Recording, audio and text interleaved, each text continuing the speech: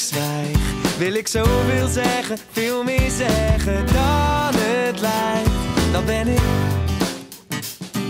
Maar als ik zwijg, dan wil dat niet zeggen dat ik niet luister naar wat jij eigenlijk vindt. Oké, ik weet het, soms ben ik te onattent. Doe jij je best, vergeet ik weer een complimentje te geven, terwijl je de liefste bent.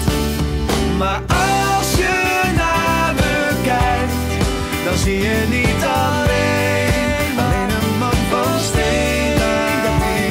Van buiten lijk ik hard, maar prik er eens doorheen en laat het pijn doen in mijn mannenhart.